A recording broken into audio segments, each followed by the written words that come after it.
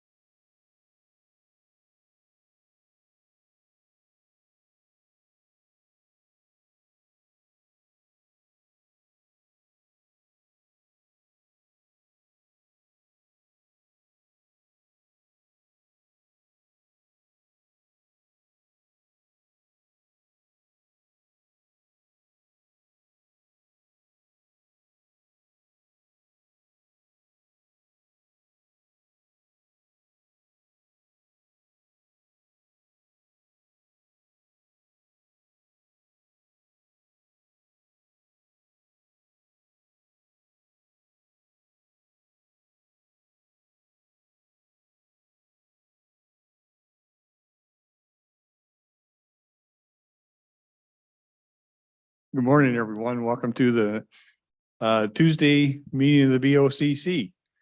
If you want to join me, we'll rise and do the Pledge of Allegiance.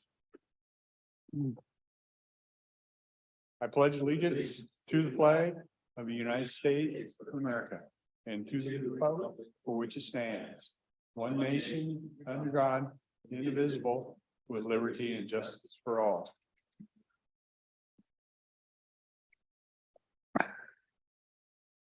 Commissioner Mortensen, I would ask you for review of the minutes. Good morning, everyone. As usual, I reviewed the minutes of the activities of last week and I move to approve of the minutes. Any questions on the minutes? I see none. Call for the vote. Those in favor? Aye. Also vote aye. Thank you. We'll run through the consent agenda today. Under call for bids, we have a call for bids for rental equipment used for public works. Call for bids that'll be scheduled for November 7th, 2023. Call for bids for culvert pipe, beveled in sections, couplers, and other drainage system products for the period of January 2024 for actually the year 2024. That's also scheduled for November 7th, 2023. Agreements, contracts. We have a memorandum of understanding with the Consolidated Diking Improvement District Number 2, City of Woodland, Port of Woodland, and Cowlitz County to authorize a professional services agreement to complete the hydrologic, and hydraulic drainage evaluation of the woodland bottoms. That's a project being taken on by District 2. It's no cost to the county. We're just part of the memorandum, the agreement to do it. Memorandum of understanding with Lower Columbia College Foundation for the reimbursement related to softball field turf project at Tamil Shanner. This is a $320,000 project, which the county committed $60,000 to getting that done. Completion letter to J.H. Kelly for the museum HVAC replacement project. That system was had theft and damage in it, and it was pretty much an insurance project that came in and J.H. Kelly completed it for us. It was a total project of $176,060.88, and that one has been completed.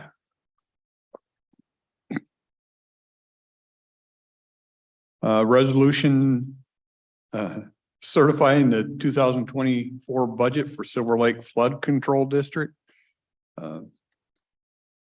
We reviewed that.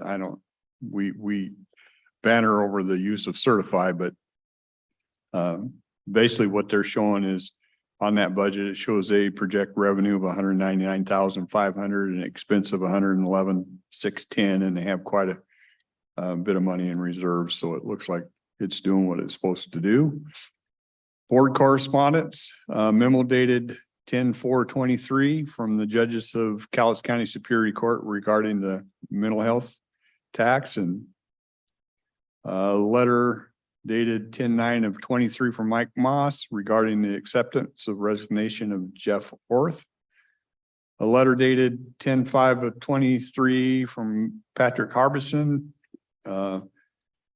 Cowlitz County Diking Engineer regarding the Silver Lake Regulating Structure Inspection Report.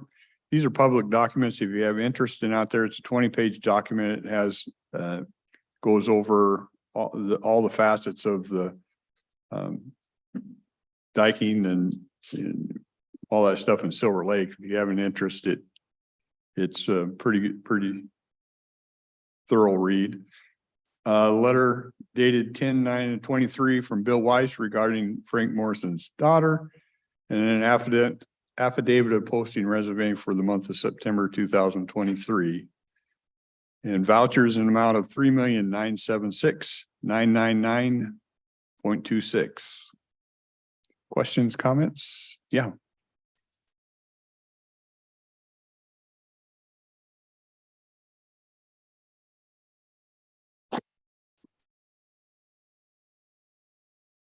comments and questions on two items.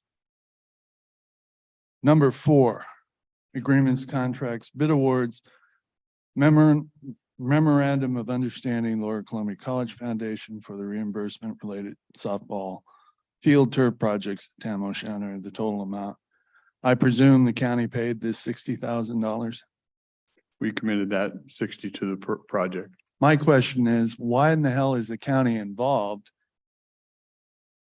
with Lower Columbia? If it's their project, shouldn't it come out of their budget? Not yours, not ours, not the taxpayers. Second, Tam O'Shanter, that's the city of Kelso. Why are we involved? Why is the county involved? Can you explain that?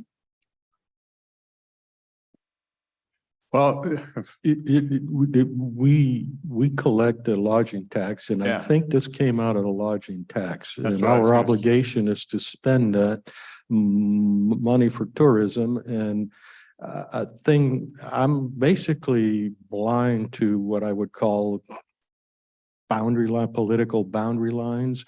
And so whether it's in Kelso or in Toutle, or it matters not to me. Is it a useful program? Does it have a promise to fulfill the obligation of improving the tourism here? And it fit the bill.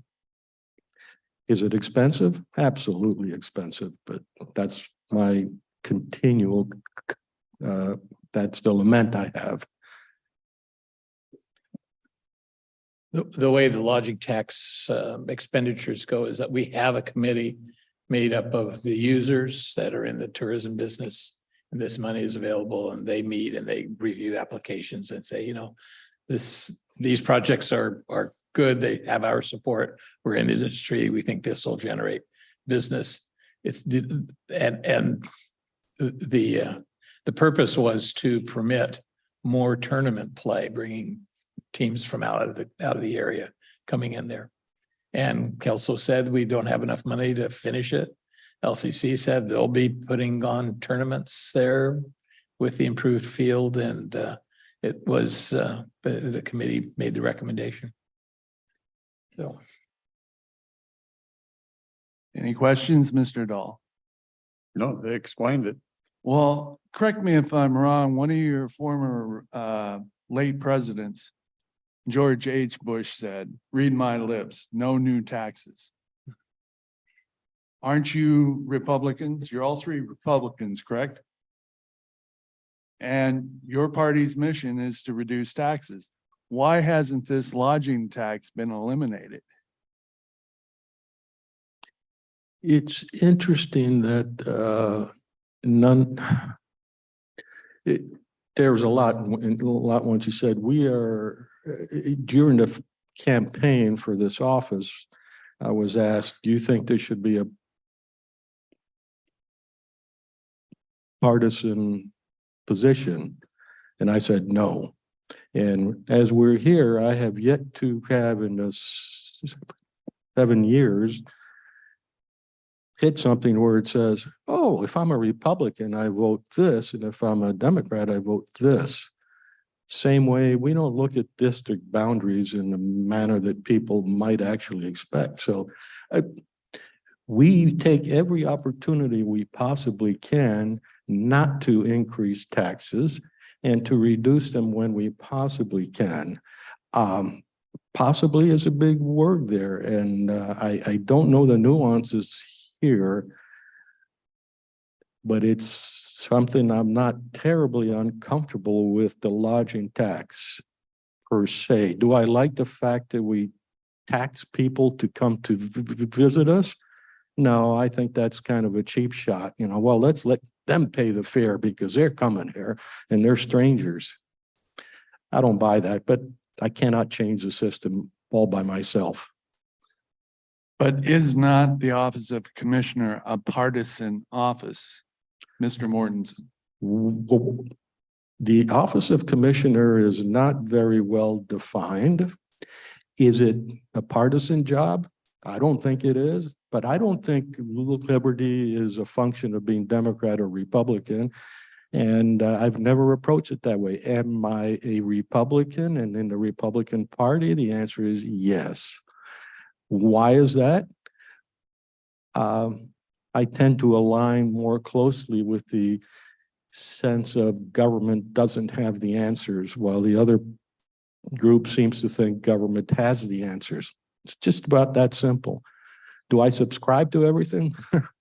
You ought to talk to some of the Republicans. When I was elected chairman of the party, somebody spun off the LCRU, Lower Columbia Republicans United, because they thought I wasn't Republican. But yet we do have a Republican Party, we have a Democratic Party, and it is partisan, is it not? My fidelity is towards you, not the party. Anyhow, that's my answer. I don't know. Commissioner Weber, would you like to field that question? Yes, it's by law. We have to list a party. Although interestingly, most elected officials in Cowlitz County have filed and run as independents. So, I mean, that's a trend. Isn't When that you and I dodging were a growing, bullet? when you and I were growing up, there was only one Republican elected countywide, and that was the treasurer Gertrude Rivers. Oh, you're forgetting Van Yenquist. Well, he was 20 He years. was, but he also presided at a time when Republicans had a majority on this commission. So I'm not exactly sure where you're going with the question. I mean, it is what it is. I'm just defining partisan Republican Democrat since the founding of this country. That's what I'm defining. You're a civics teacher. You ought to know that. I do. And don't forget George Washington's admonition about the parties. Entangling alliances is, And that one too, yeah. And we have two carrier battle groups in the Mediterranean and one in the Formosa Straits, ready to start World War III. Is that adhering to George Washington? Do not get into foreign entanglements? All I can say is that I tried to stop it, but Rick Dahl was too strong. Yeah. You had a question on another one too? Would you like to get in on this partisan, political parties? I'm registered as a Republican, but as has been stated here, I don't really, I don't think down party lines when I look at things. I'm conservative in nature. I think I've said from the beginning, what I think of is the citizens that inhabit this county and how we do the best for them. That's what drives me. But yet An you R doesn't drive me, a registered as a D doesn't Republican. drive me, an I doesn't drive me, none of that. Then why did you register as a Republican? Why not independent? Because I think I align more with conservative values. I'm not saying the party always aligns with me, but I align more with conservative values, and that's where I fit. So the Republicans are not partisan. I don't know where you want to go with this. Can we go on to business here? That's a good way to avoid a question. I like. Well, I'm not trying to avoid, this is a conversation we can have out in the hall if you're that interested, but we No, got things to do here. it was very well avoided. I like the answers. Okay. Okay, now hell is going to freeze over. A liberal Democrat is going to support a Republican county commissioner. Specifically you, Commissioner Mortensen. Considering Mr. Weiss's letter, which I have in front of me, and knowing he was head of the corrections department for 30 years in Cowlitz County and interviewed me for a corrections officer job 35 years ago. And Frank Price, who was jail superintendent along with Weiss, between the two of them in 30 years, they never lost a prisoner at the county jail until the Superior Court took the jail away from the commissioners. And then I don't know if the commissioners have it back. But in that time, they lost 4 prisoners to death after they left office, Mr. Weiss and Mr. Price. And the part I don't agree Even though Mr. Weiss has a lot of letters after his name, I only have one set of letters after my name. It concerns, this thing has legs. It's walking all over the place. Concerning the person's daughter who died of OD. And I can't believe he wrote this statement, knowing him as I do. This is a statement that shows how ignorant one can be. I think that was directed at you. And then he goes on about the book of AA and the steps and all this. And I think I made this point before when the Board of Health met. Having personal experience as a professional in the field, firefighter EMTB, having family members die of addiction and having to respond to the house fire. Having a relative who spent 30 years in the Tacoma Police Department lose his son to an addiction. Now you want to talk about experience, there's experience, losing his son.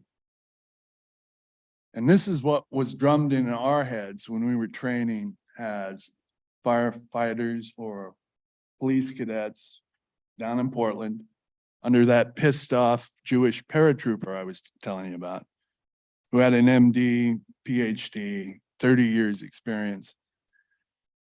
If you have an addiction, and I'm at a loss as to Mr. Weiss forgot about this, and it was true in my own family. The only person that can help in an addiction, any kind of addiction, pharmaceutical, drugs, alcohol, you name it.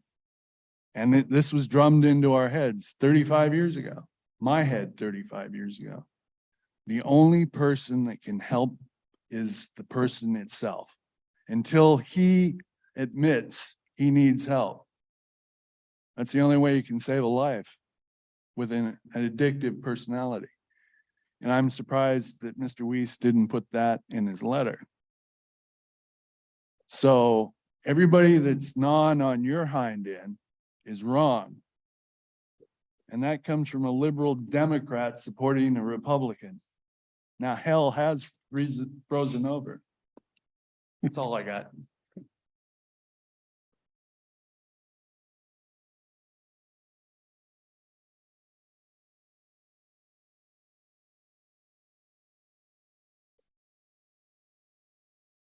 Hi, my name is Scott Olson, and I just want to say I have always been a believer that it has nothing to do with once you're elected, what party you might be, or some of your own biases one way or the other. It has to do getting down to the very fact that you've been elected to represent the people within the entity that you're elected from. In this case, it's the county, so everything within the county. So I appreciate that you don't feel like because you may be Republican or you may be Democrat, that has nothing to do with how you vote and some of those kind of things, because the voters they don't expect that. They just expect you guys to continue to do what you're doing and keep that bigger picture in mind. It's more long range, or it's bigger scope to understand how those benefits there. And is it a perfect world? It's not. You try to do the best you can, but things like a lodging tax does give money available, and it's shared with people who benefit from the lodging that's here, but it gives you an opportunity to solicit and promote additional bringing of people to the community, taking advantage of the events we have, like softball tournaments and baseball tournaments and Highlander games and all those kind of things that bring a lot of money into our community, which again is a blessing and part of that bigger picture. So I think you can nitpick every little thing, and we don't know all the whys necessarily, but I think as elected people, we have that responsibility, as you have all stated, to represent the people in the best way you can and explain this is why we think this was a good thing and this is why we don't think it's a good thing and why we aren't in favor of it. And I think you've always been clear, at least to me, that that's the case. And I just wanted to say that. And thanks.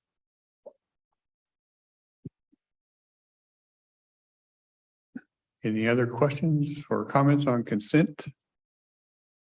Seeing none, I would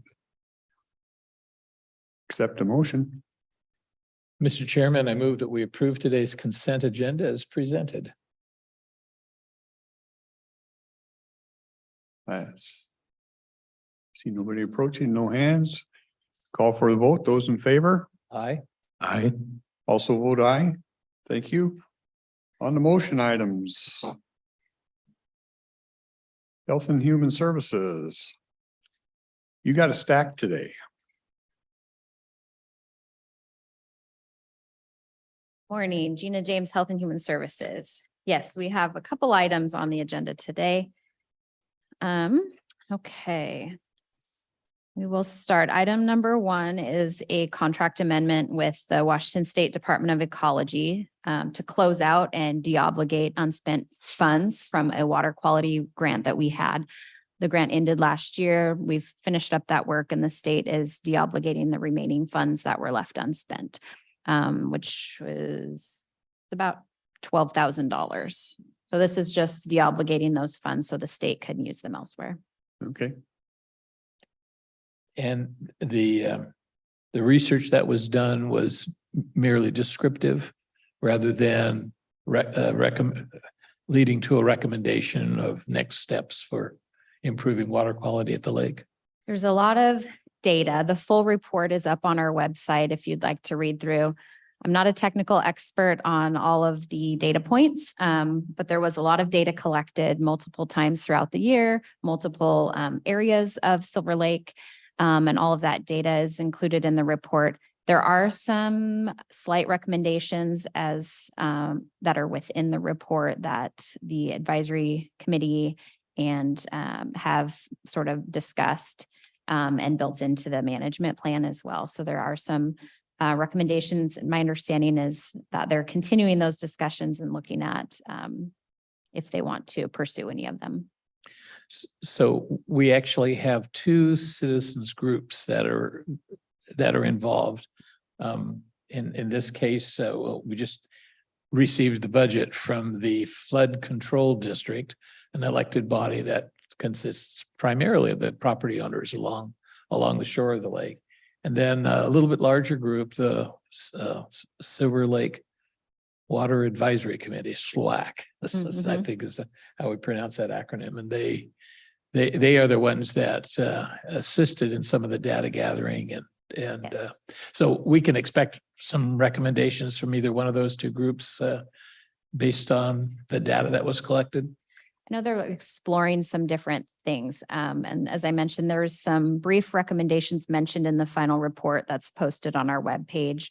And I think they're continuing those discussions to look at what they might want to pursue.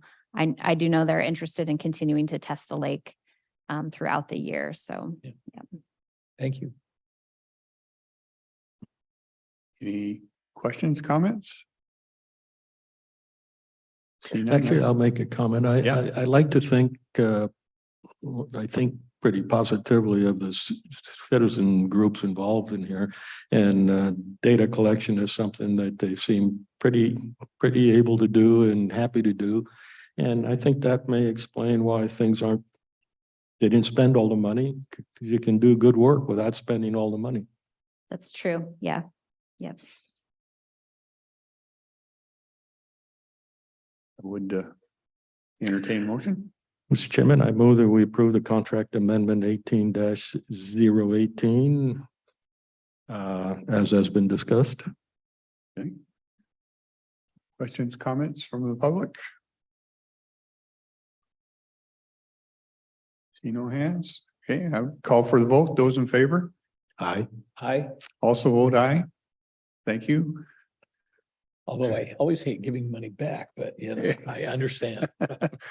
Now, when you head into this next one, I'm just so I'm pretty sure I know where this is, but this is similar to last time. This number 9 is basically an overall thing, and then the following items come out of number 9. Yes, so number Okay. 9 is our state contract allocating funds for this fiscal year. Items 10 and 11 are pass-through contracts with the providers. I'm sorry, 10, 11, and 12 are pass-through contracts. So we're allocating some of those funds from the state contract to community providers. Item number 13 is a separate contract. Okay. Okay, so as mentioned, item number 9 is our contract with the Washington State Department of Social and Health Services, the Developmental Disabilities Administration. This is funding that we see each year. The state is responsible for making sure that certain services are available in each community for developmental disabilities services. This particular contract is for employment and day services, as well as child development services for ages birth to 3 years old. So let's see. It's a combination of state and Medicaid funds. The state actually, it's a sort of a match. The state will match Medicaid funds. That's where the funding comes from for this contract.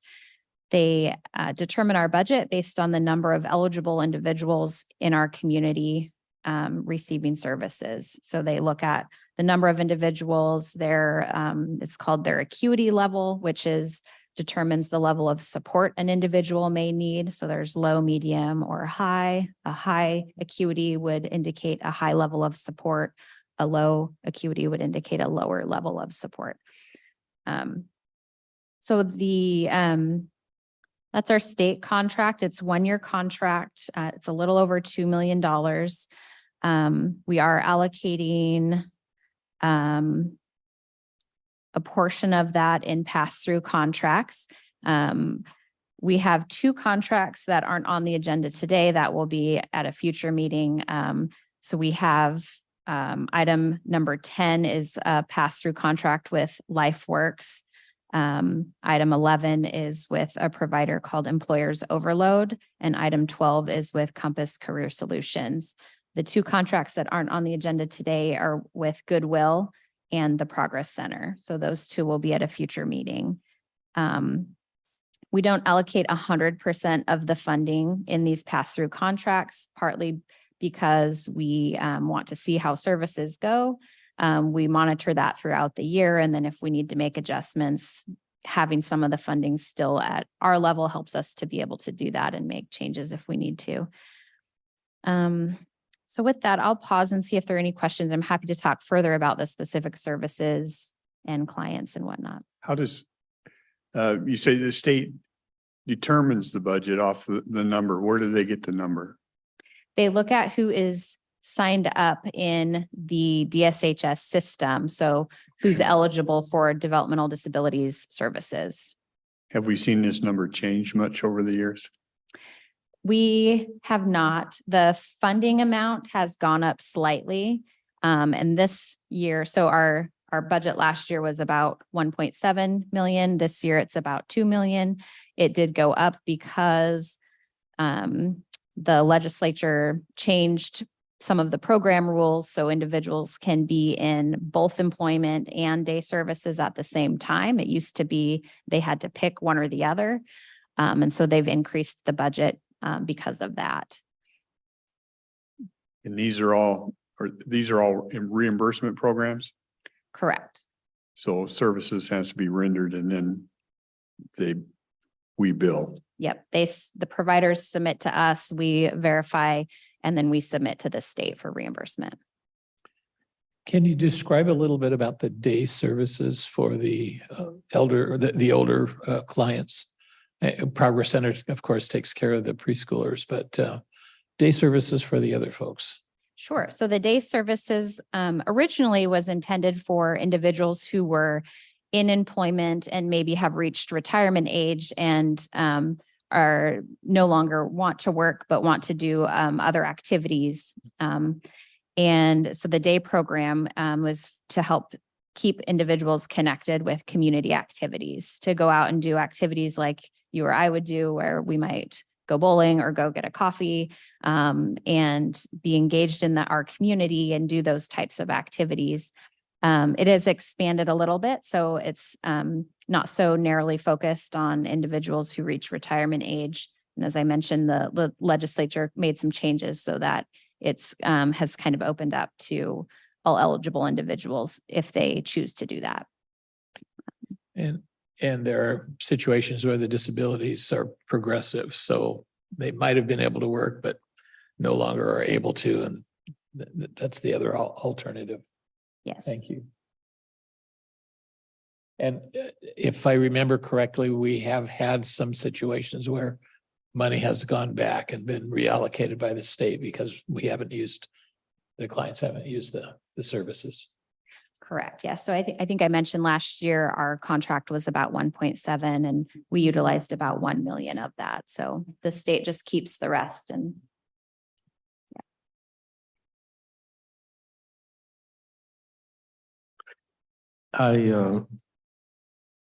we discussed just before the beginning of the meeting, so these aren't programs to cure somebody of something.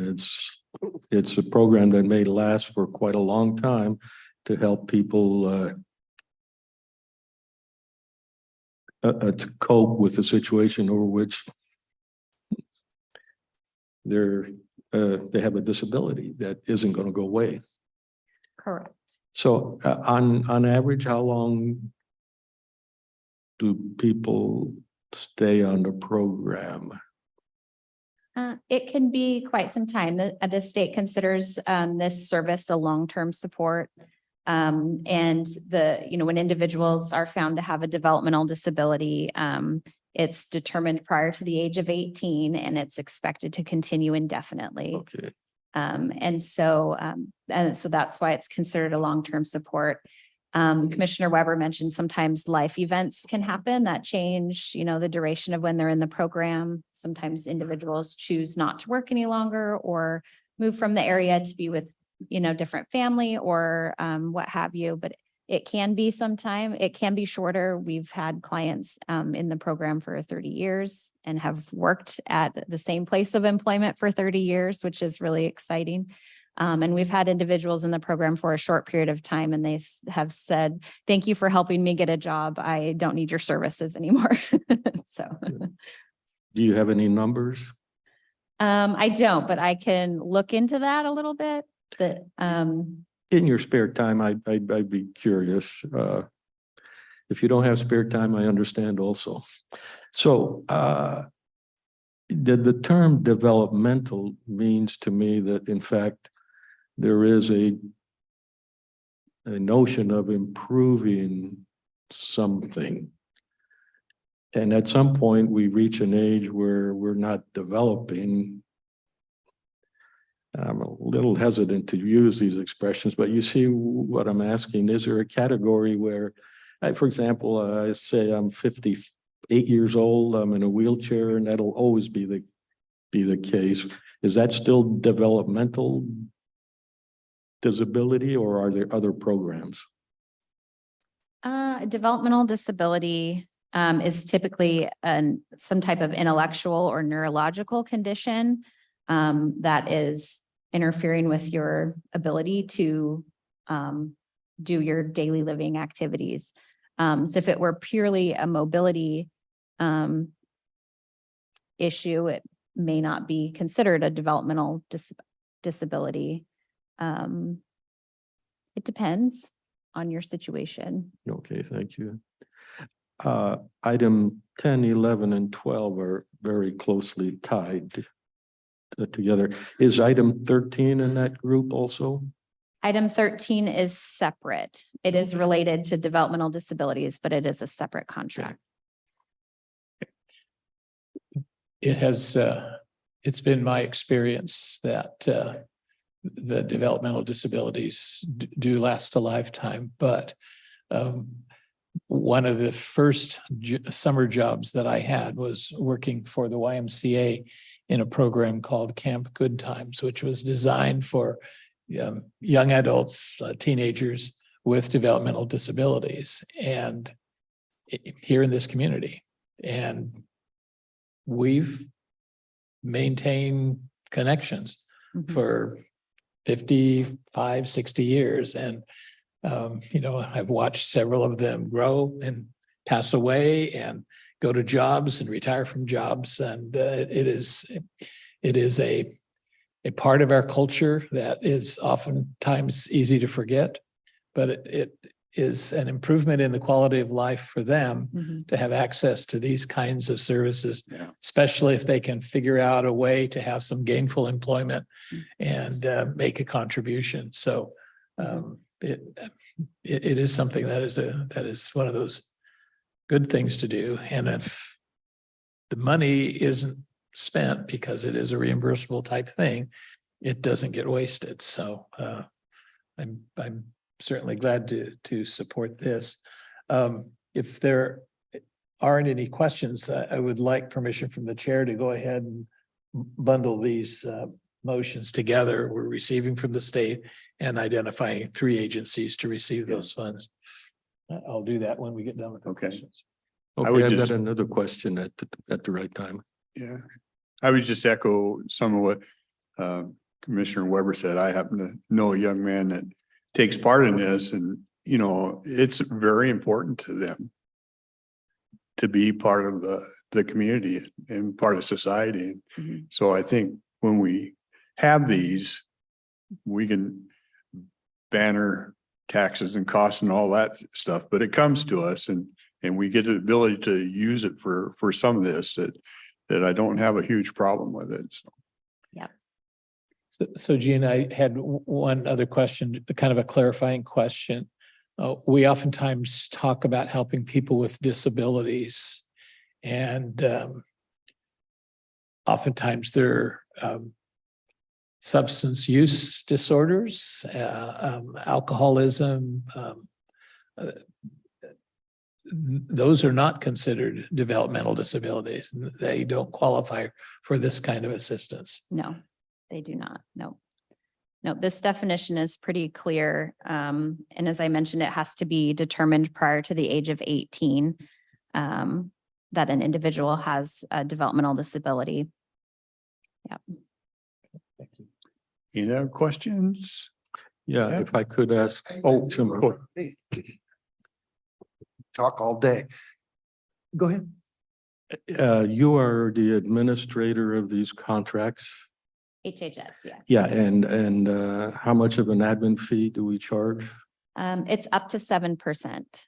Okay, and typically you're under that, if I recall correctly. And then in part of that, you do spot checking to see that things make sense.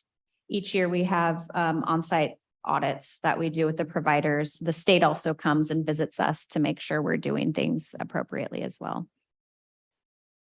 Okay, thank you. Well, Gina, I almost want to give you a hand.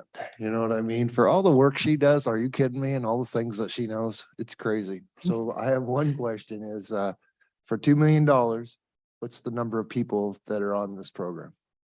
So there's 134 adults and about looking at the child development services, we serve about 84 children in that program.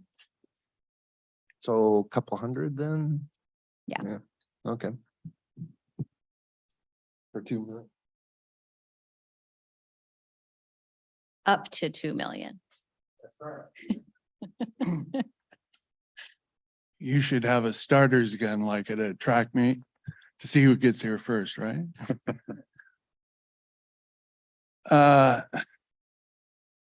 Having known people from my class in high school who worked with the American Disabilities Act, and that causes a lot of expenses like sidewalk ramps and whatnot.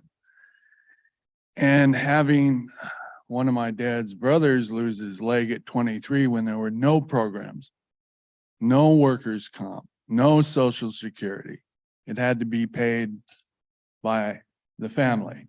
And luckily, including my father, he had 4 working persons. They had to pay everything, his prosthetics and There was nothing until about 1948, where one of his former coworkers found a program and he got in on the ground floor of television in 1948.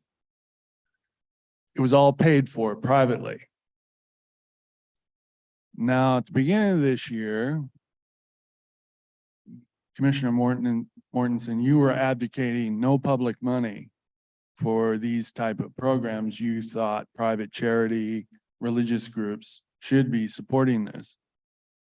Well, even back in 1932, there was no organization like that. And it didn't come about until after the Second World War, and it was very slow.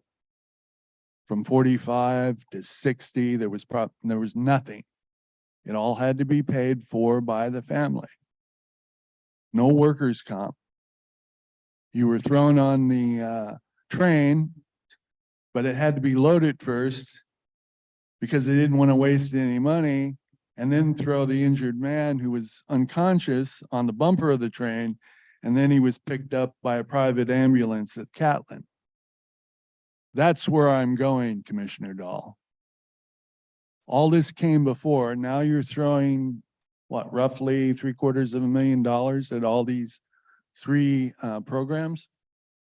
Now, I'm wondering, what is your position on this all should be funded by private charity or religious groups? What's your position now, Commissioner Mortensen? Well, first I would say you probably know more about me than I know about me, because I think if you look all the time I've been here, I have voted in favor of these programs. I have not voted against them anyhow. Maybe I've spoken a little bit against them. I think you're referring to a program earlier this year about sidewalk and a special something or other. Which we have, paid by public dollars. And that was an issue where, let me put it like this. I personally help people, but I really want to be careful not to put in a system that encourages abuse. How do you manage that? It's very difficult, because somebody will always say, well, I should get that too. And generally the standards go down. You really don't want to help someone who can help themselves, or the family can help them.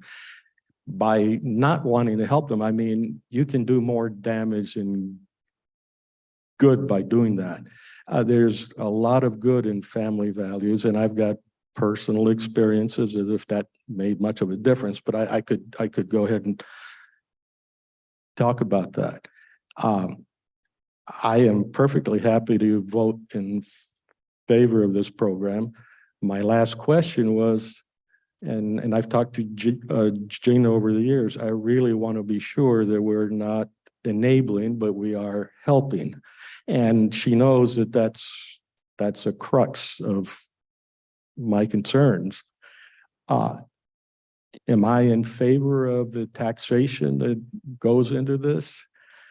That's a much more difficult question, but you can't get there from where we are here today. You asked a question earlier about some things, and people get used to certain set of laws, a certain set of mores, and to change them overnight is really not a good thing to do, even if it's a good thing to have that change occur over a long amount of time.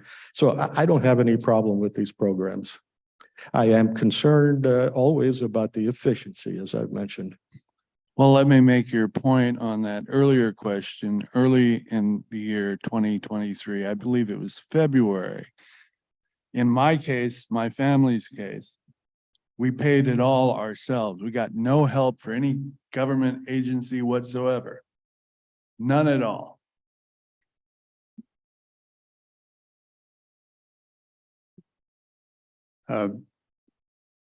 What I'll say about this is we did have a discussion earlier this year, and the discussion revolved around the county does not have to accept the contract from the state.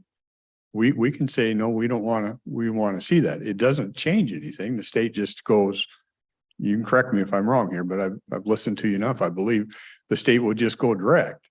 So we made the decision, yes, we will accept these contracts from the state. So the public has a chance to see what's going on and can comment on them, can look at them.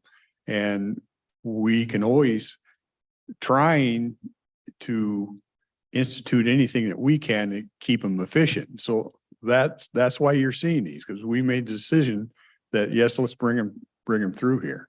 It's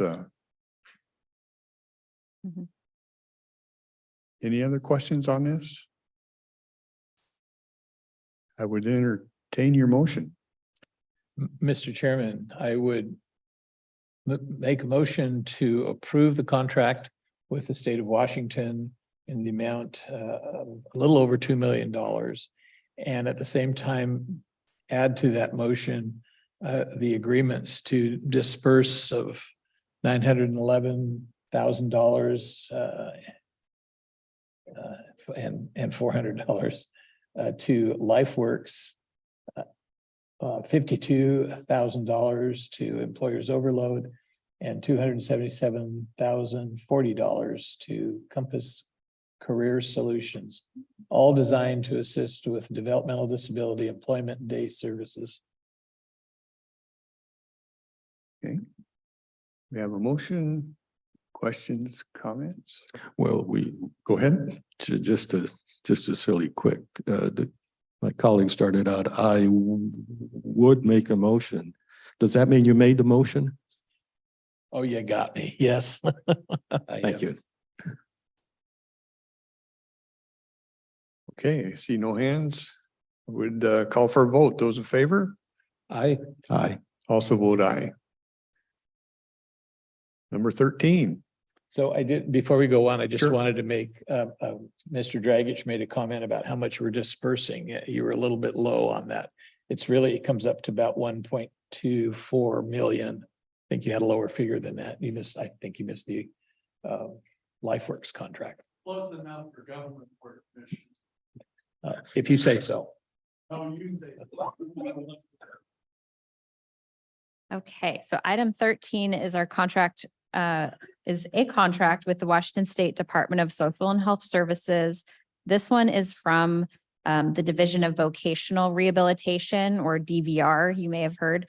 So this particular program, this is a new contract that DVR is sending to help counties expand on employment services. So our adult employment services that we've just discussed, individuals are eligible for that program at age 21. And so that's typically when they're completing their high school program, because they can stay in high school until 21, and then they would transition or could transition to the adult employment program at that time. This particular contract is for counties to develop and implement what's called school to work program, and would start at a younger age prior to 21. So 20 and 21 while you're still in high school, to start the employment process and start looking at employment while they're still finishing up their high school education.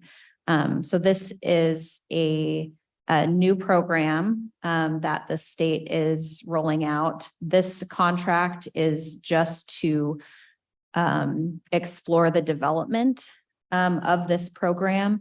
We anticipate down the road that they will issue another contract that would be for direct service, which would be similar to the contracts we've just talked about, where we would have a state contract and then pass through with community providers. But this particular item is to pay for some staff time to work towards developing and implementing this school to work program. As I mentioned, it kind of brings the age down a little bit from prior to age 21 while they're still in high school, and start looking at employment opportunities, work training, those types of things to get individuals ready for employment when they're transitioning out of their high school program. So is it fair to translate the dollar amount in terms of FTEs, people that are going to be hired to work with these young adults? Somebody will be hiring two people to provide these services in Cowlitz County. So for this particular contract, it's to develop the program. We have the capacity with our current staff to do this work. I don't anticipate using all of the $241,000. It is an 18-month contract, so it's about a year and a half contract.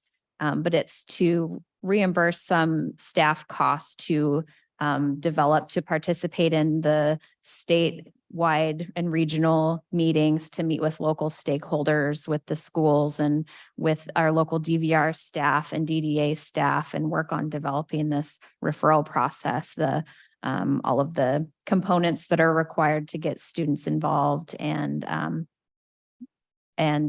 get that information to the community, for example, too. So this particular contract is for that staff time. And then down the road, I anticipate a contract that would be for that direct service to help with the provider time, like similar to our other adult employment program. So we have capacity to do this.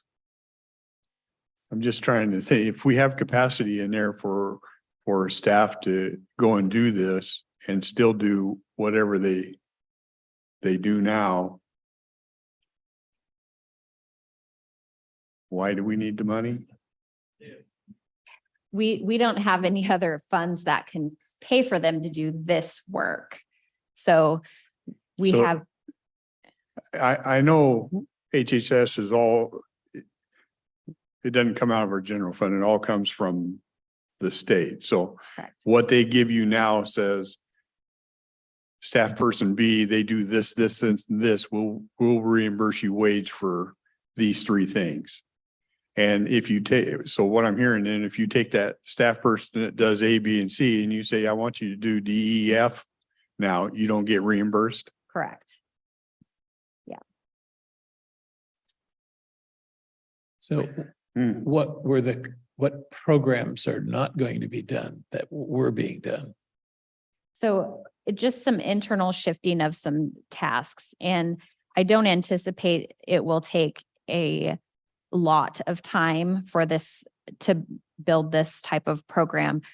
This individual already works with DDA and DVR and the providers and already has that base of local partners that we need at the table to help with this. So there's sort of already that foundation there. It's just taking it to that next step.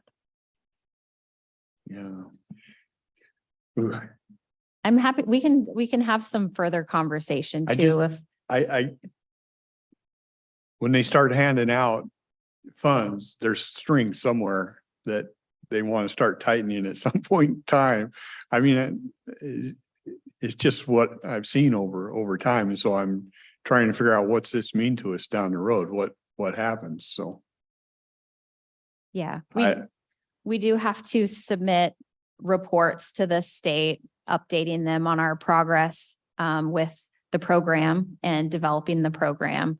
And as I mentioned, down the road, they would look to issue once they know we've done that groundwork, they would issue the direct service contract, which is similar to our adult employment contract, but it allows the age to come down to be able to get into employment and get some of that work experience before students are graduating from high school. Because right now it can't happen until they're done with high school, that they're in the employment program. And so there's some missed opportunities there with catching kids out of high school to help them, have those conversations with them that they can work and be productive members of this community and have a job and create their own income. So it's the end goal is that age for employment can come down a little bit younger to get that work experience before they leave high school. Does the state have numbers? Do they know how many they're missing? We Or don't, they I don't just- know. they I'm not, just have- yeah, I'm not familiar. Yeah. Well, it seems to me that we've had a program of providing educational assistance, special ed programs that, and they do age out. I'm very familiar with the kids who Mhm. age out at 21 and they're cast adrift, so to speak. But for years, these folks like LifeWorks and Goodwill Industries, they've been able to provide the job training. So I guess the question is, where's the data that we're missing the boat on this transition? There must be some numbers that say, yeah, these kids are just, they flounder because they're not ready, because they need that extra special training. Or not. I don't know. Seems like there seems like there's some missing data that would make me feel a lot better about $250,000 to do the staff support. Yeah, I think what my two colleagues have pointed out is actually pretty important, but I'm going to go to a slightly different vein. I'm fully in support of that question and trying to find an answer. It will take a discussion to that. I'm often pretty nervous when we start to parcel things in granular form.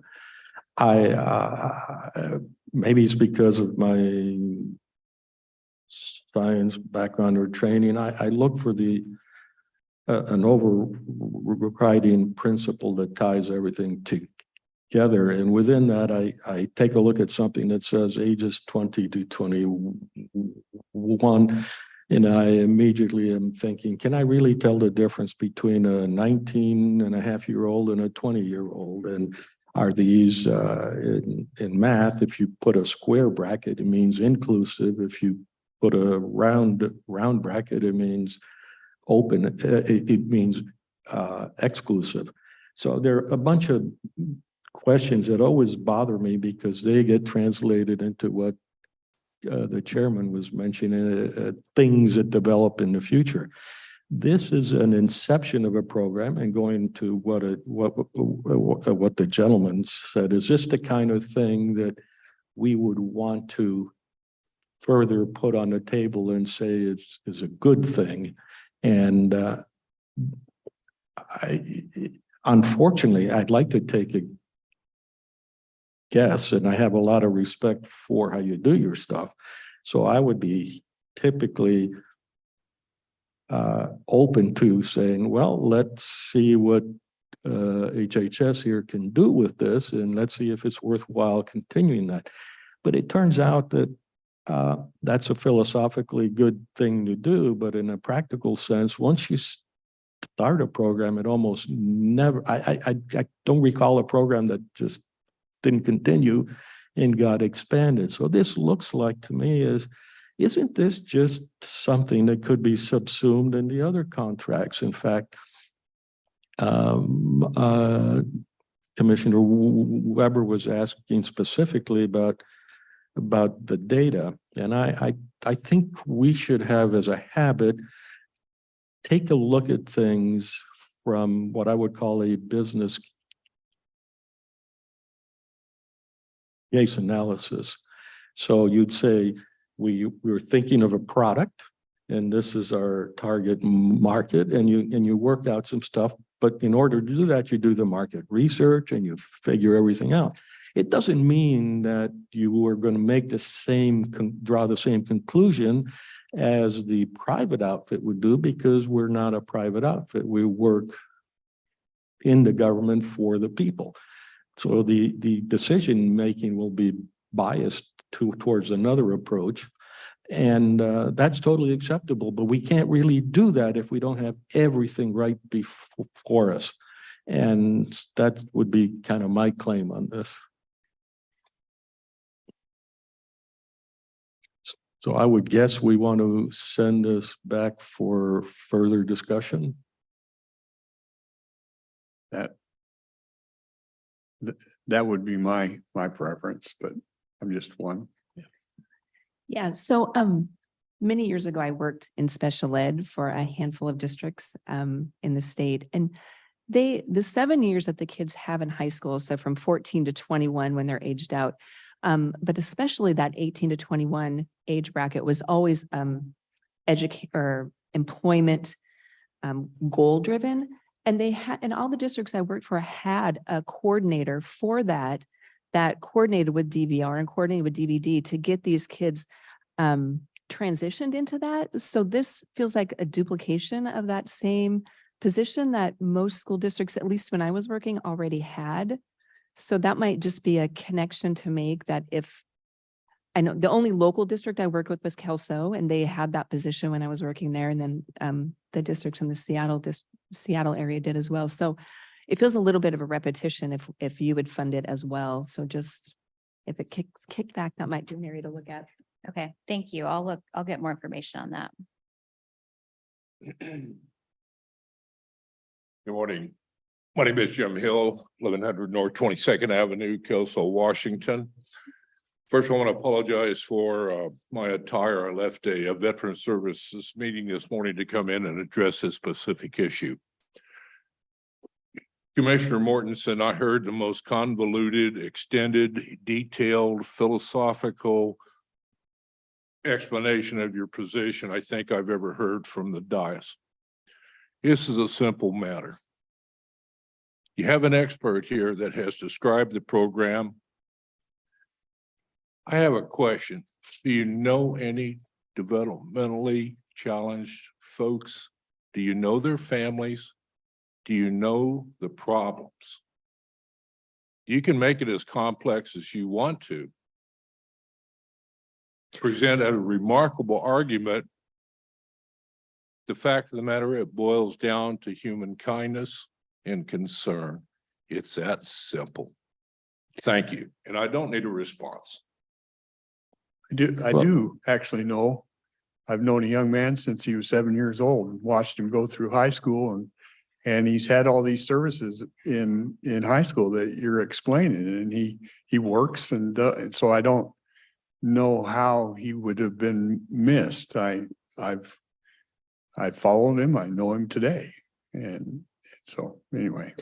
Just in general, for some reason, it's in vogue now for a politician to say, and I also have this and I experienced it, and therefore I'm an expert in this. And I think we can be understanding and intellectually on point without having to experience every evil in the world. That now specifically to disability people, I have been challenged several times on those issues, and I tend to keep my private life largely to myself. But I think he would be rather surprised to find out about. The answer is yes, I have personal experience, as if that is relevant. And that's somewhat of an impertinent question he asked, but I feel like I'm getting tired of the impertinent questions as if they have a bearing on the matter. Anyhow, he got a little under my skin. Yeah. And I don't think we're saying we don't want to do this. I just want to understand it clear. I don't think it doesn't appear just simple to me. I don't even know how they've come up with this or the numbers, and it's over history will tell you once you start these things, they grow and grow and grow, and then they become uncontrollable. And I'm not interested in doing that. Yeah. The term you're looking for, it has legs, or Yeah. mission creep. God, I wish you had this discussion 35 years ago when I got out of an institute of higher learning. And I told you who my instructors were. PhD, piled higher and deeper, and that was from the instructor, and an MD, all in this field, mental health, well, criminal health. Boots on the ground. Picture me 40 years ago at a certain high school that initials had MM. They're all dead now. lousy administration, lousy superintendent, but by God, we're gonna put dishonorably discharged soldiers from Fort Lewis in the vocational program who were court-martialed for stealing artillery shells. Let's put them in the VOAG program and destroy it. That's exactly what the administration at that school and the Longview administration did. They destroyed a award-winning program at Arlong, taught by the late Harold Gilkey, class of 37 OSC. I know somebody who went to OSC too. Destroyed that program. He had enough prestige for all the scum that came from the army to, okay, if you don't want to learn, write your name on the wall, get the hell out. That was the only way you could maintain order without having the fisticuffs. Okay, let's go over to that other school, MM. We had 3 candidates. They didn't tell us anything about them. And they came in one morning before class at 7:30 in the morning. They didn't like getting up at 7:30. Must be one of the reasons they were court-martialed. Dishonorably discharged, no benefits, 3 of them. And I'm the first in the classroom. And they come up to me and they wanted to start a fight. I said, fine, let's go. Well, I had a double whammy. Unfortunately, my parents worked for the Washington or the Longview School District. And the administrator of the building called up another administrator that had my last name. Bill, you know what Steve did? I'll take care of it. And when I got home, he did take care of it. So that's what happens when you put these people back into high school. That's what night school's for. Get them the hell out of the public high school. They can go to LCC and take night courses. And then they can be arrested over there instead of at that school with MM. After I got reprimanded, so to speak, by a certain man for tearing up the room for the fight. When you put these people back in the high school, now it's even worse. It won't be just fists, it'll be knives and guns. So you're putting high school students at risk. If they want to get their GED, go to LCC, take night courses. Don't bust up the high school and have another administrator bust up the kid who was trying to stop the fight. And you're looking at him right here. So that's what can happen, Mr. Dahl, when you put these people back in the public circulation. Hell, they were stealing artillery shells from the army and they put them back in public school. You got to be nuts. That was 40 years ago. I think we're talking 2 different. I have some notes here and I'm happy to try to get some more information and Yeah. maybe circle back with the board at a work session or something. Could we do that? Yep. Are you good with that? Yeah. Like I said, I Sounds don't good. know that we're against this thing. I'm just trying to get a better idea of longer term implications if we do. Sure, absolutely. Okay, and what the need is, because I personally, I'm just talking one child. I know that he's had that support, so. That Okay. sounds good. Thank you. Okay, thank you. Before we open the public comments, just to let you know, the 18th, which is tomorrow, right? Budget workshop, it's on the equipment revolving fund where Public Works will be in. They told us yesterday, expect probably a 2-hour meeting. So it'll be a lot of information there. Next Tuesday, Employee Excellence Awards will happen here at 10 a.m. And the 25th, not this coming Wednesday, but the following Wednesday, there'll be a budget workshop on the mental health tax. Okay, we're open to public comment. Just move the microphone. Well. Where I was going, Commissioner Dahl, right now, in the world, we have 3 carrier battle groups in harm's way. You're putting young men in this country in harm's way. And your party doesn't have a Speaker of the House. He's third in line should something happen to the Secretary of State. Excuse me. You have the President, the Vice President, the Secretary of State, Speaker of the House. and Speaker of the House. That's 4. Before this, before the Secretary of State. Right. Okay, you don't have a Speaker of the House. Your party, it's a Mickey Mouse show. And in today's paper, it was kind of funny. To pick one, they suggested log rolling. And we just got done with one of those events, the 100th anniversary of Longview. It's not really funny. These men are facing probably one of the worst terrorist organizations in the world, but they're backed up by the best combat army in the world. If you've ever met an IDF soldier, Israeli Defense Force, you don't want to mess with them. They're good. And their equipment's good because we provided 75% of it. Anyway, you got 2 of those carrier battle groups and 20,000 men were just notified for call up. What the hell are we going to do with the division? You got another battle group in the Formosa Straits. Bad place to be. We sunk most of the Japanese merchant navy there in World War II. You're a civics teacher, you know that. Anyway, ending world national problems, which you can't do anything about, except, do you have any draft age children? Do you, Mr. Mortensen? I suspect so, even grandkids. Right. And not children, but grandkids. I know you have grandkids.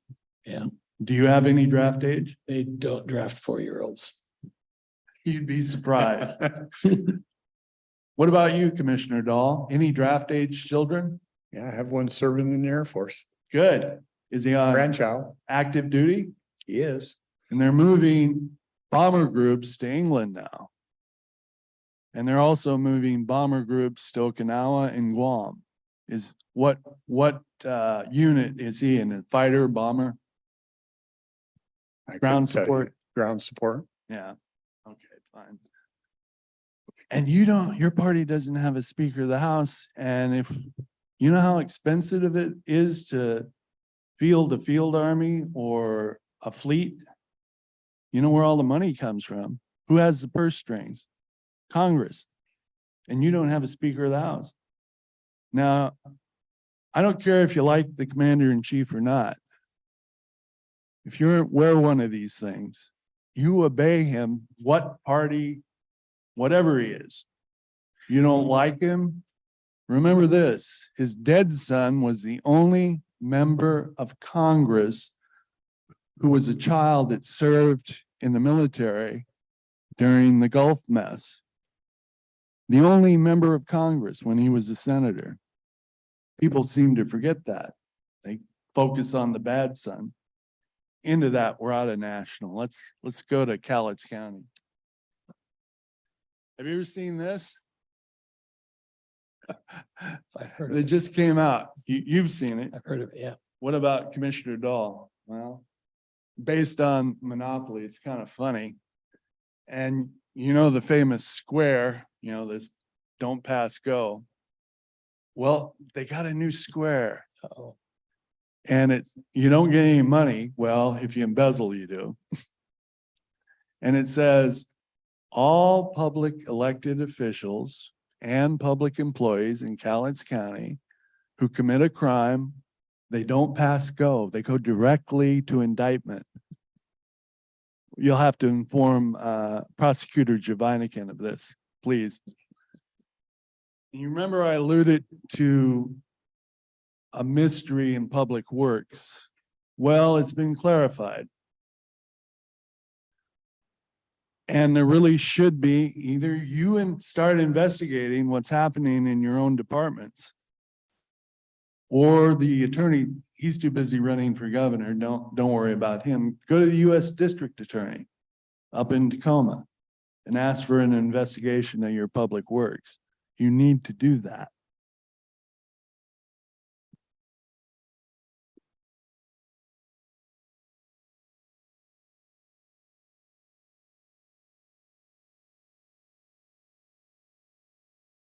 I appreciate the segue there on national events real quick. I wasn't going to talk about this, but since he mentioned it, those documents that former President Trump was showing at Bedminster were vulnerabilities the Israelis suffered, and they were given to the Iranians, and that information made its way into Hamas's hands. So that's going to come out. Good morning, ladies and gentlemen, and Commissioners Mortensen and Dahl. I wanted to address a punch list of sorts covering some of the board's latest misguided forays into the culture wars that you pretend is prudent public policy. Several weeks ago, Commissioner Mortensen gave a sermon on the scourge of litter in our county and how it's a problem that bad neighbors and careless scofflaws harm the rest of us with illegal dumping. Commissioner Mortensen is correct. None of us has the right to carelessly dispose of our garbage and waste in such a way that other people are harmed. I wonder though, Commissioner Mortensen, how many Cowlitz County citizens have been killed by their neighbor's trash? Probably zero. And yet, so far, at least 435 of your fellow citizens, your constituents, are dead from COVID.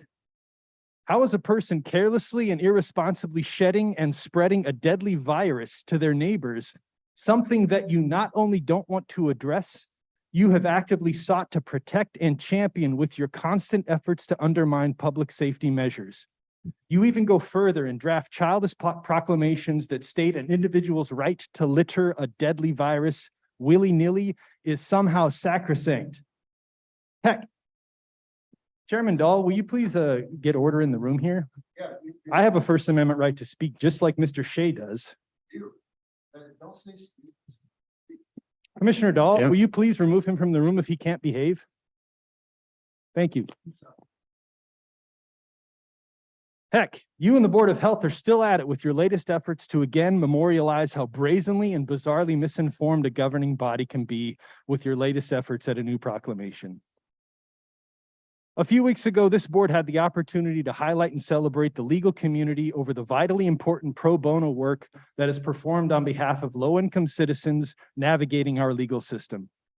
Despite Commissioner Weber's best efforts, and I do thank you for that, Commissioner Weber, Commissioners Mortensen and Dahl killed the proclamation and even went as far as derisively mocking it as needless, performative, and a waste of time. For a board that fancies itself as a champion of constitutionality, it's pretty telling how you don't view an individual's inalienable right to fairly access our legal system as something worthy of proclamation. It's especially ironic because you just passed another needless and performative proclamation in support of the only enumerated amendment to the Bill of Rights you apparently care about, which brings us to Gators Guns. So let's talk for a moment about the brazen law breaking that allegedly has been occurring there and how laughably irresponsible and misguided your most recent proclamation is. If the Second Amendment literally means an individual's right to keep and bear arms shall not be infringed, where's your proclamation unequivocally stating firearm prohibitions on felons is unconstitutional? Why can't 10-year-olds buy guns? How can you possibly countenance a prohibition on firearms in this very room? What if Gators Guns believes the Class 3 license process is big government infringement? Would you support them illegally selling full auto weapons? How about M203 grenade launchers that affix to AR platform rifles? Heck, there are people in this room who believe the Second Amendment means the citizenry must have access to the same arms our government and military possess. If Gators started selling grenades, claymore mines, armed drones, and tactical nukes, that would also fall under Second Amendment protections using your literal interpretation, would it not? On another subject, more recently, Commissioner Dahl dazzled us with how deeply he does not understand anthropogenic climate change, citing 1975 computer modeling that has long since been corrected.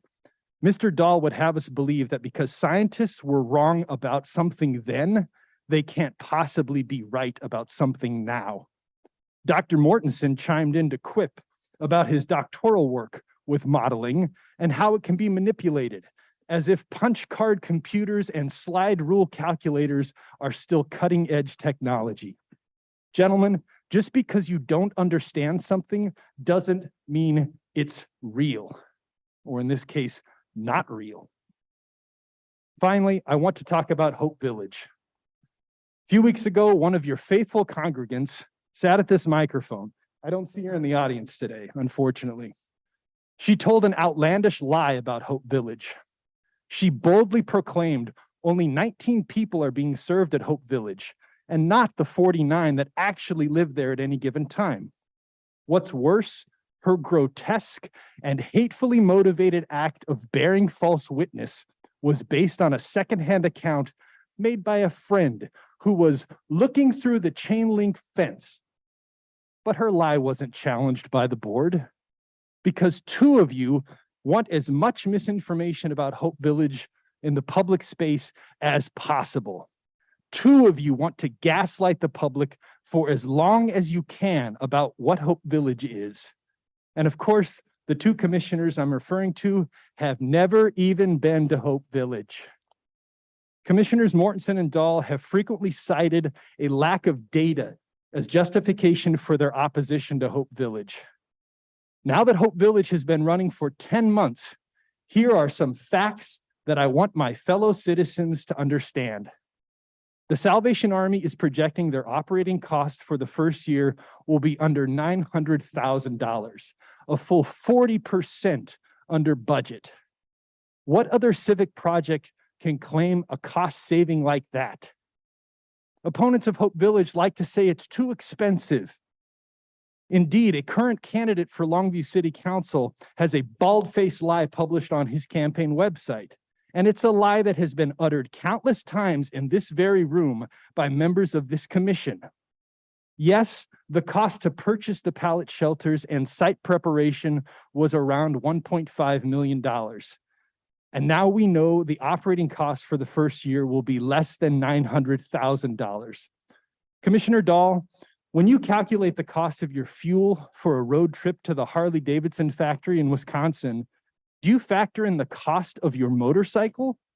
Do you say it cost you $20,300 to get there and back? Or do you just say it cost you $300? You just say $300. And yet the number being thrown around here is that Hope Village costs over $2 million and it only serves 50 people. In fact, Hope Village is on track to have served 242 people in its first year. $900,000 divided by 242 is $50.32 per day per person. That's only $8.18 assessed for every citizen of Cowlitz County, who all benefit from Hope Village existing. Compare that with road work on, say, Tower Road or Pleasant Hill. Those only serve a few dozen people and cost considerably more, yet we all shoulder the burden. The average length of stay at Hope Village is 80 days.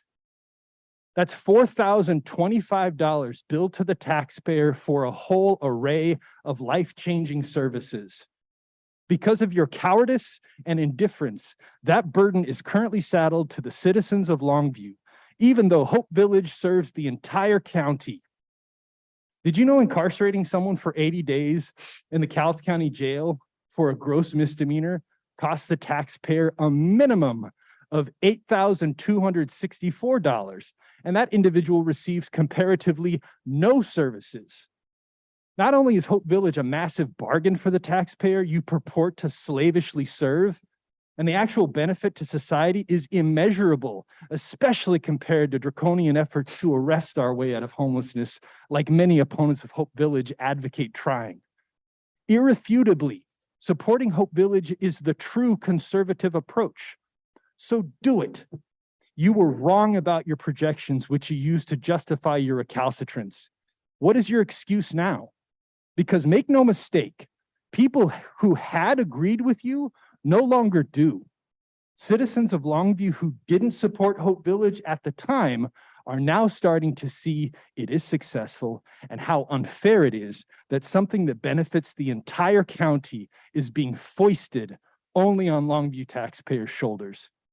You could still change course, honor and satisfy your past demands for compelling data and outcomes, and do the right thing. Will you? Thank you for giving me more time than I probably would have taken. It's been a while since I've been here. Do any of you have any questions about Hope Village? Have you been there yet, Commissioner Dahl? I was there January 23rd, 2023. You toured Hope Village. You've been did. through it. I did. Are you familiar with the success rates they have now? How many people have graduated from Hope Village successfully that are now placed in permanent housing, that are no longer offending your eyes on the streets of Longview? You'll don't- have to deal with Longview to track all their stuff. Do you know how many people have graduated from Hope Village? I don't keep track of their data. You don't keep track. You're the commissioner of Cowlitz County, but you don't keep track of the largest city endeavoring in this important work. You don't pay attention to that, yet you make decisions that impact it. Well, we differ on how important you think that work is. 41 people have been saved. They've gone from one form of free housing to another form of free housing. And the others have just been dispersed around the That's a county. lie. You just uttered a lie. They haven't solved a You problem. just uttered a lie I about those just people. disagree with you. That's it. You can't disagree with facts. Yeah, you don't have facts. You have theories. You don't know about those 41 people. To say that they are on some other form of subsidy is wrong. You don't know either. I do know. No, you don't. My friend Jim, who is a Vietnam veteran, is paying $900 a month out of his pocket to stay at the Monticello Hotel. We need to get. He's the other not being people to talk. subsidized for that. You're wrong about that. And it's Let's telling that you let's let can't other admit you're people wrong. talk, okay? It's Thank you. telling you can't admit you're wrong, Commissioner Dahl.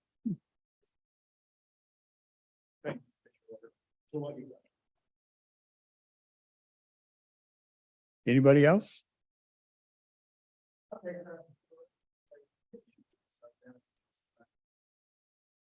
First of all, I have a very important announcement to make today. This is probably the greatest day in Longview, over in our biggest city. It happens to be Shea Day. That's right. Today is the day that we celebrate dedicating the Shea train, and it's a very special event. I encourage everyone to get over there and check out that beautiful train with a perfect name. Yeah. So, I wanted to talk about COVID a little bit today. It's kind of funny that previous speaker brought up some of this stuff about COVID. And, I'm still on the fact that I believe I'm sorry, Gina left, but I feel like we really deserve an apology from the misinformation that was put out by that department during this COVID period of time. I think it's very important. I think it's important people know that, they had people wearing 2 masks. And I don't remember anybody ever saying 2 masks, or, you can just go back to 1. Did they say that at some point in time? I missed that. Or they said, have your 2 masks. Now you're going to get okay again with 1 mask. Why don't we just tell people that it's okay? It's safe out here. You'll live. You don't need a mask. It didn't work in the first place. And it's ridiculous when people wear them around in public now. It just looks silly. So that's my pitch about that I've made before. I'd really like to see an apology from DSHS. And I think that'd be an important step forward to get on the other side of this thing. And some kind of guarantee that they're not going to put out this kind of crap information again. And while I'm up here, taxation is theft. Let's not forget that this mental health tax is still going around. And something I noticed when I was reading through the agenda stuff, and I thought, boy, for what is it, 1/2 of 1% of some kind of percent? I mean, it is tiny amount. but look at all the people that want to keep this thing going, to just hang on to a tax. It's like you got the tax, you just can't let it go. And I just propose, you know, you can let this little tax go, help the regular people out around here a little bit. Then maybe we could work on a bigger tax, you know, just saying. You got something more? Oh, see my shirt out there? I think it's on TV. Yeah. It's trillions, by the way. And where'd my money go? Tom left. God dang it, I was running into the ground there. He's there. Howard.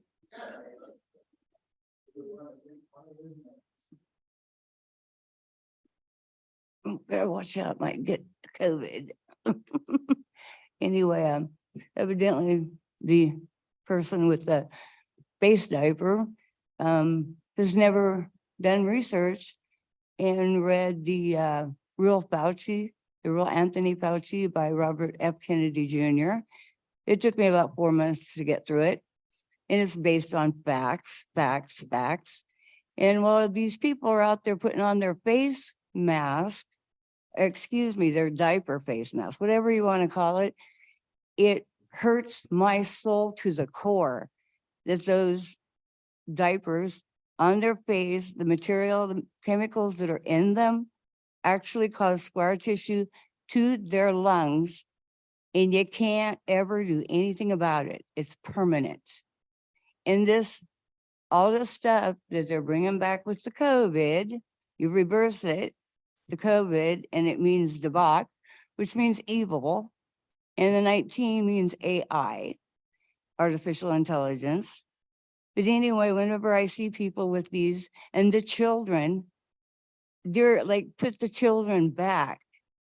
Because I've seen mothers standing in line wherever, and here's the child, they're holding him, and the child's trying to see the parent. And that's all they can see, okay? It's like, how would I have felt as a child if I couldn't see my mom and dad's expressions? This COVID is a scam, and the presidential election is coming up again. So we got to get these masks back on, keep people, mailing in the freaking ballots and stuff. We got to keep them scared. That's what it's all about, is fear. Well, I have no fear. I have no fear because I know that if I do die, the shell of the human body is gone. But no matter what, your soul, your spirit lives on. And whether you go up or down, that's however you've done spiritually with your life. But I'm just so sick and tired of this crap with this COVID. I suggest, if I would have known that was coming up today, I would have brought my book and showed it to you. But you can look it up. The Real Anthony Fauci by Robert F. Kennedy Jr. And it's got the facts, just the facts. And it's got different people, different doctors, like Dr. Robert Malone, Dr. Peter McCullough, Dr. Naomi Wolf with dailyclout.io. There's just so many. And it's an incredible read if you read it. And people, I did have to get my medical dictionary, my regular dictionary, because there's words in there I had to learn because some of them are like over my head. So I was like trying to learn. And there's times you have to, look it up again because it's just new words like medical words and stuff you don't understand. So you got to learn to understand what they mean and keep relearning. But it's just crazy. And I'm so sorry, especially to these children, that you guys, I'm pretty sure some of you get this. But anyway, for God's sake, really, spiritually, it's like this is a fraud. And it also helps when you have all these illegals coming up over the border. And I saw this video of this mom standing there. She starts putting on all the stuff and the hoodies and the masks and stuff. And she goes, now I can abduct your child and you can't tell who I am. And I'm like, wow, she's got a really great point there. Anyway, all these illegals, they're waiting for the freaking call from whoever's, I call him Biden because it's Obama that's running him. And anybody that has a brain can figure it out. Look at the administration or the regime. So with that said, it's like, we just got to put a stop to some of this insanity. But that guy is evidently not the correct research. And by the way, I would like to meet up with one of you and go to Hope Village with you and check out the buildings. I don't need to really look inside. I just want to look at the outside because there's things I've learned about those buildings or pallet homes. And I just want to see if what I've learned is correct. So I want to know for a fact rather than assume.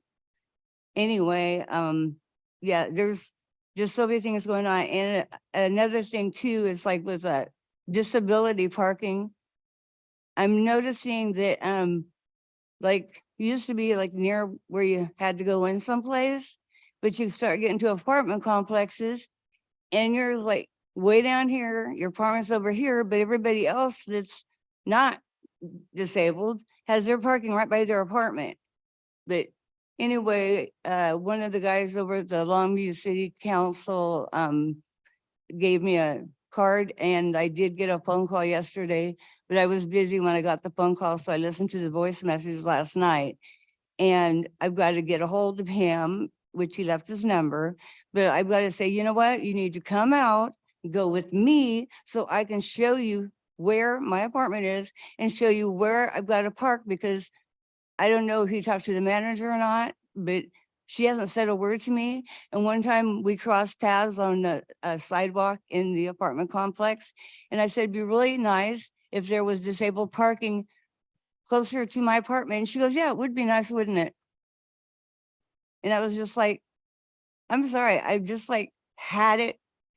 And just the excuses, like this person, he was nice on the voice message, and I do have to return his call and say, you need to come out in person and talk to me. And that way I can show him what it means.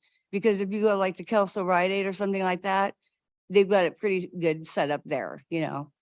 But it's like these people with these apartments, it's like they just have to have so many and so far apart. But I was just like, I was so upset. I was in tears. Okay. And so I had to take my vehicle this morning and put some stuff in it, back it up and take and park it. There's a gal that's gone for a while and she told me I could use her space.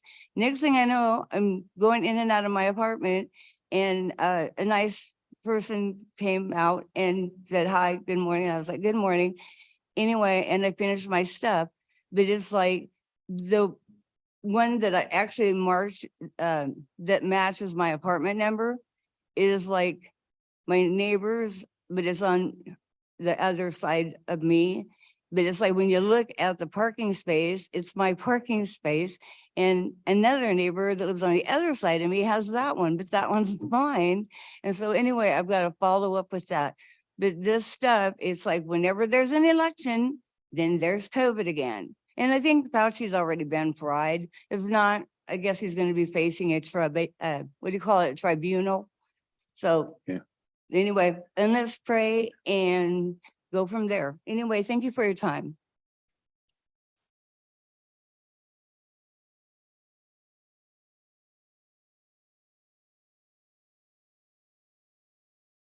I love the country we live in, and it's high time that we quit looking to government for all our solutions and all our answers. People are free to choose. If someone wants to wear a mask, that's fine. I don't think we have to be forced into it again like we did before, but you guys have already addressed that. We don't need to keep going over that. I don't know why we want to make this so complicated. And we want, in one case, we say, government, don't do this. In the other place, we want government to come in and dictate to a private owner of an apartment complex how they ought to set up their parking.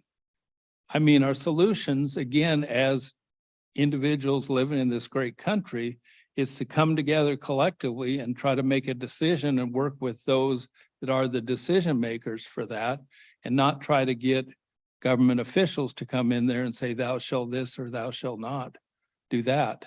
So I feel like you guys have been pretty consistent at trying to make those decisions based on something as simple as that, you know, that bigger picture of the kind of thing without, again, putting people into a hole, and saying, again, just being so restrictive with that and not seeing that bigger picture. So and you guys are so patient. You're a good example to me. Thanks. Mhm. Mr. Chairman, I've begun to get contacts about the new tax assessment that went out, and I noticed Emily is in the audience. If she wanted to say something in general, this might be a good time with your permission.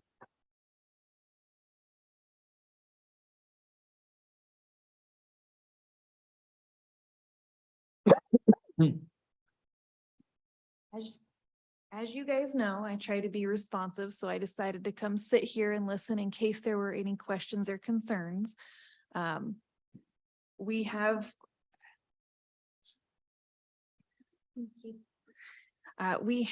been getting citizen inquiries in the office. It's going very well this year.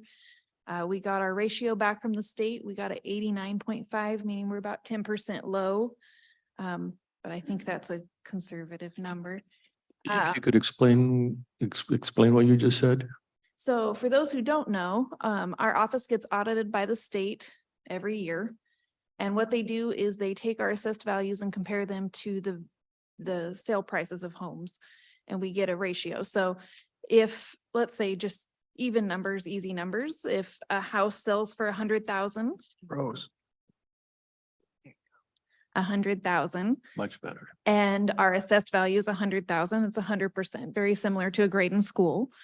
If our house sells for 100,000 and we have 90,000, we're low, obviously we'd get a 90%. If the house sells for 100,000 and we're at 110, we'd get 110%.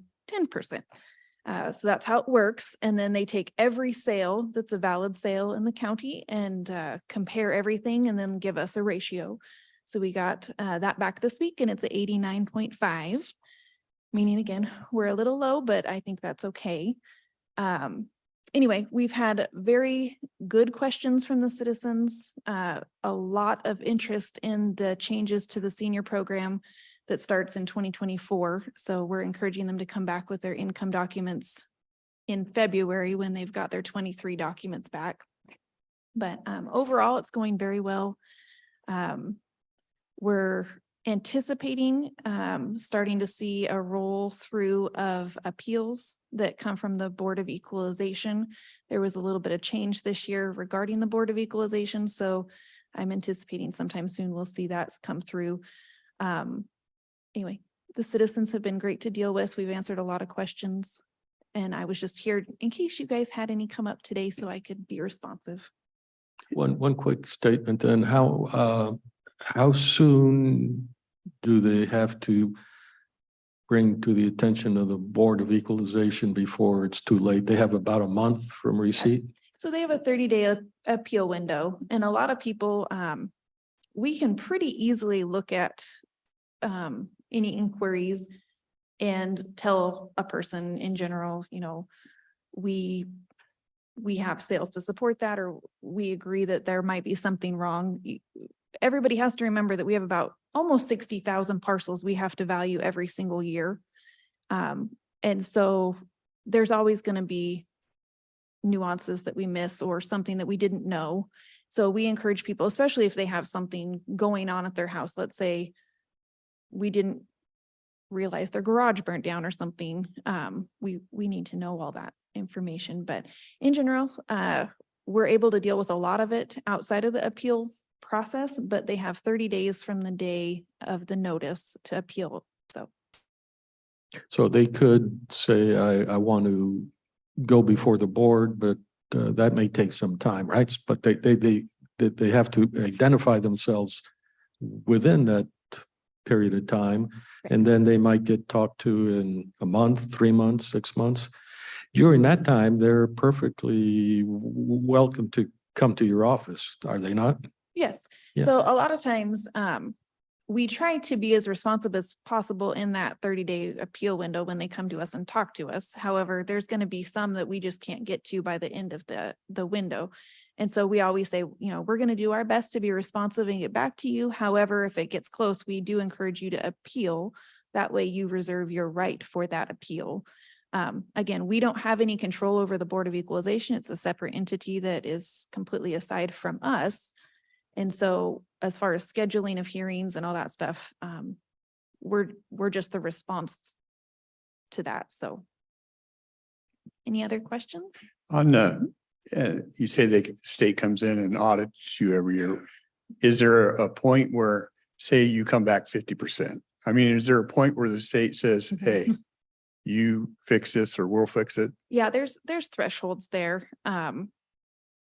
We're a little bit lower this year, but I was trying to be somewhat responsive to the fact that we did anticipate a decline that didn't turn out to be quite the decline we were going for.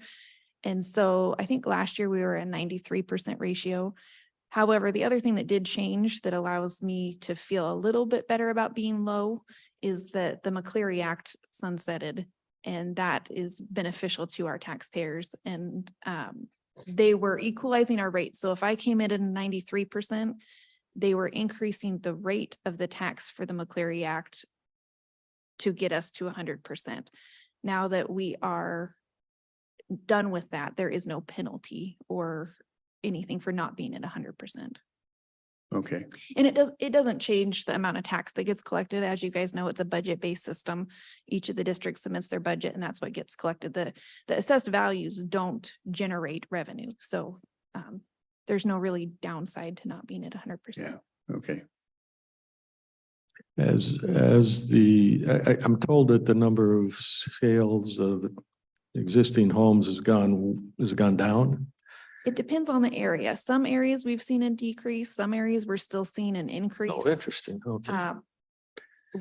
We all thought that we were going to see a decrease across the board, and it hasn't quite turned out. And again, as a reminder for everybody that the assessed values that have gone out in the mail now are based on 2022 sales. So we are always a year behind. A year. So anything that's happened since January is not reflected in the sales for last year. Emily, as you know, the city of Longview is celebrating their centennial. That also means that there's an awful lot of housing stock that's hit the centennial year also. Do you see any trends where assessed values are going down because the houses are aging out, so to speak, to use a different term? That has not been something we have noticed. Something to look forward to in 2024. Yeah. Some people pay extra for that history. Just because you're old doesn't mean you have no value, you know. We call that effective age. Yeah. Any other questions?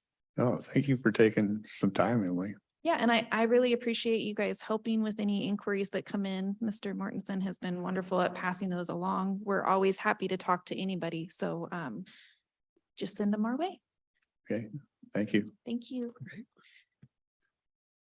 We have no meeting this afternoon, 1:30. We had nothing on the docket, so 1:30 meeting this afternoon is not it.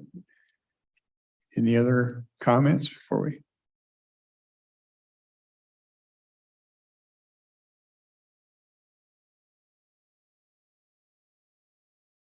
Trying to help her because thing that happened yesterday. Is your light on? No, it's not. It's there. Thank you. Anyway, yesterday, I really appreciate that, Commissioner Dahl. But anyway, yesterday, trying to listen to the judge. I don't know. I think somebody said something about he had a problem, like he had to speak softly. Maybe he was a little under the weather, but it was really hard to hear. And I was sitting toward the front.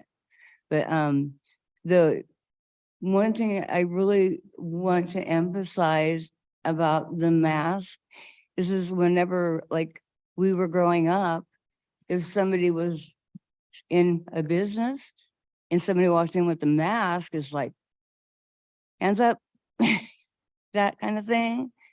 And I just wish that people would realize that we grew up, if somebody had a bandana on them or that kind of thing, you were gonna get robbed.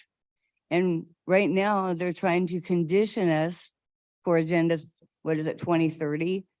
And so therefore, that's why, I mean, like, if somebody was having like dental work and they needed to cover that up, I understand that.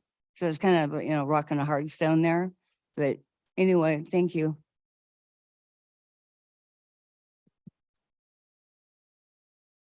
Any other?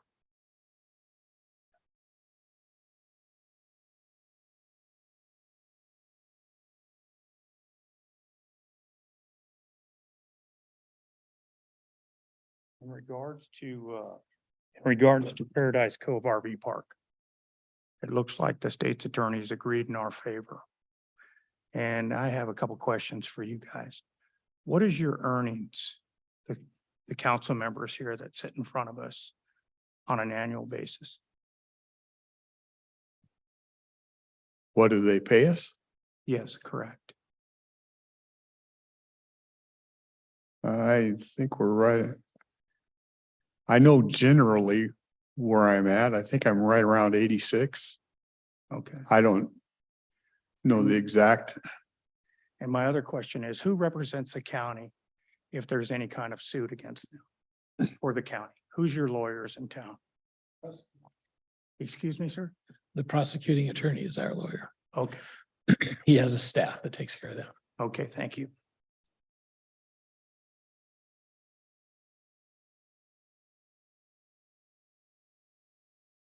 Any other questions, comments?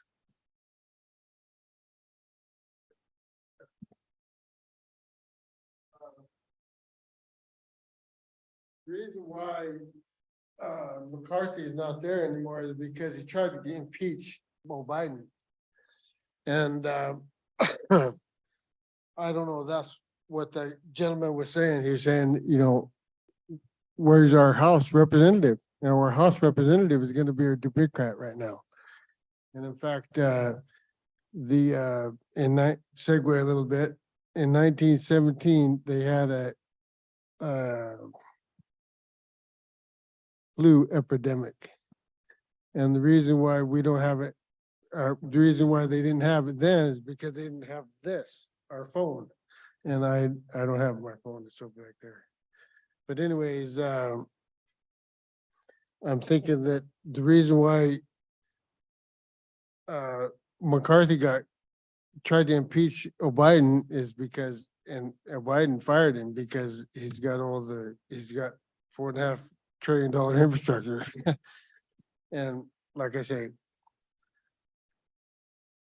I'm just trying to say the statistics of the COVID thing is like 5-10%, and of the world,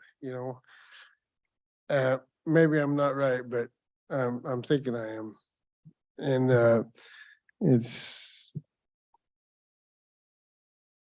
but I just thank you.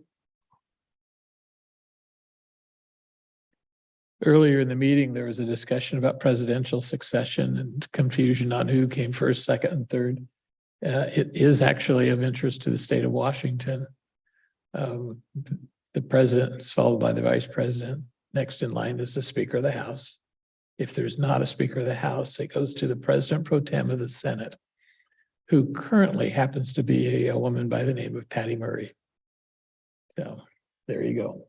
And then it goes to the cabinet in order of creation of the department. So then the Secretary of State's involved. But just to kind of do my history lesson for today. I didn't remember it until Steve had left. Okay. Well, we always appreciate your time, even if you don't agree with us. We try to be patient and let you say your piece, and we just appreciate you participating in the process. That's what it's about. So with that, seeing nothing else, we will adjourn. Thank you.